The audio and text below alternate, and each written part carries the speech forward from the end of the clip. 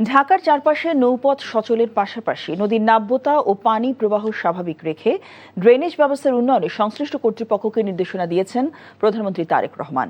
ঢাকার চারপাশে নৌপথগুলো সচল করারও সিদ্ধান্ত হয় প্রধানমন্ত্রীর সাথে ঢাকার নৌপথ চালু সংক্রান্ত এক সভায়। তারেক রহমান বলেন, নতুন সম্ভাবনাময় শিল্পকে শক্তিশালী করে বহুমুখী রপ্তানি অর্থনীতি গড়ে তুলতে কাজ করছে সরকার। হাসান মাহমুদের রিপোর্ট।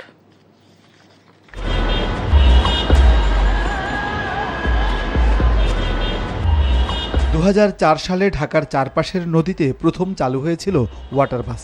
পরবর্তীতে 2010 এবং 13 সালে যাত্রী স্বল্পতা, নদী দূষণ, অতিরিক্ত পরিচালনা ব্যয় এবং ব্যাপক দুর্নীতিসহ নানা কারণে দুদফায় মুখ থুবড়ে পড়ে চক্রাকার নৌ চলাচল।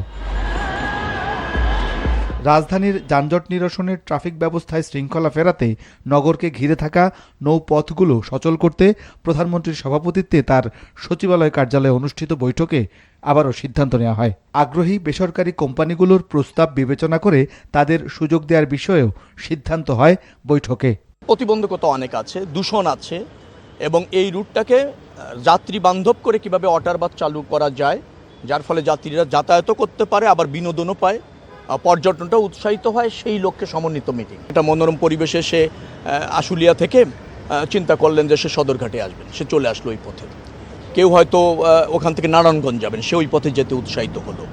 2 মাসের একটা পরিকল্পনা নেওয়া হয়েছে যে 2 মাস পরে আমরা বেসরকারি খাতকে হয়তো এখানে ইনভলভ করতে পারবো। আন্তর্জাতিক পর্যায়ে আন্ডার ওয়াটার রোবোটিক ড্রোন নির্মাণ প্রতিযোগিতা মেট্রোভ 2026-এর বিশ্ব চ্যাম্পিয়ন দল MISTর শিক্ষার্থীরা প্রধানমন্ত্রী তারেক রহমানের সাথে সাক্ষাৎ করেন তার সচিবালয় কার্যালয়ে। এ সময় প্রধানমন্ত্রী তাদের অভিনন্দন জানিয়ে বলেন, তরুণ উদ্ভাবকরাই দেশের ভবিষ্যৎ। প্রতিটি খাতে নিজ নিজ অবস্থান থেকে দক্ষতার সঙ্গে কাজ করলে দেশ আরও দ্রুত এগিয়ে যাবে, এমনটা উল্লেখ করে প্রধানমন্ত্রী বলেন, নতুন সম্ভাবনাময় শিল্পকে শক্তিশালী করে বহুমুখী রপ্তানি অর্থনীতি গড়ে তুলতে কাজ করছে সরকার।